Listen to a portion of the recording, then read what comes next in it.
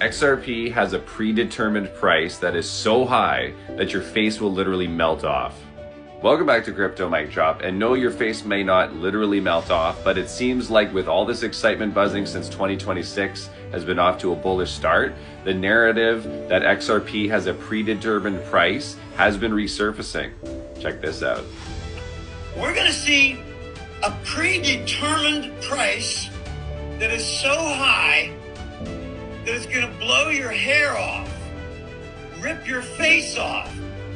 It's so high that it was agreed upon by a group of powerful people and corporations at a level that would function as the global standard in transfer payments as a bridge asset. Bridge asset. What are the giant players?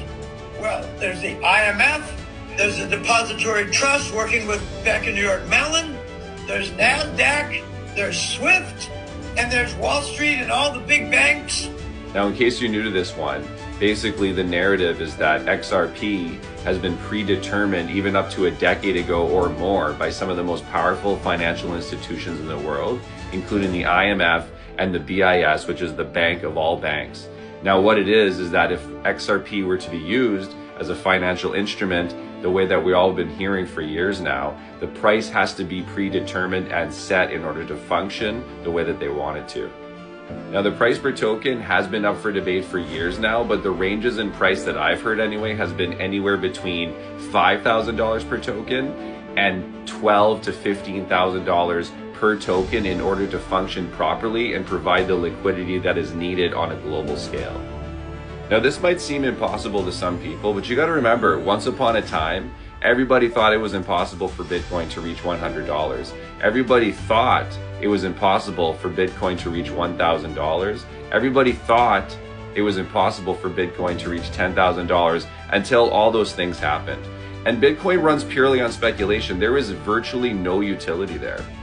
You got to remember that this is a whole new asset class. Everything, and I mean everything, is going to be going onto the blockchain. And you got to remember how much money is on the table here. In order for something to facilitate that much international payments in real time on the chain, it has to be a high price. Am I saying it's going to be $5,000? No, I'm not saying that. Am I saying it's going to be $10,000? I'm not saying that either. But to say that it's impossible for those figures to happen would be pure ignorance. One thing's for sure, we got a lot of exciting things happen. I've said before, this year's off to an incredibly bullish start. We've got liquidity coming into the market. We got the money printer coming on in March. We've got, most importantly,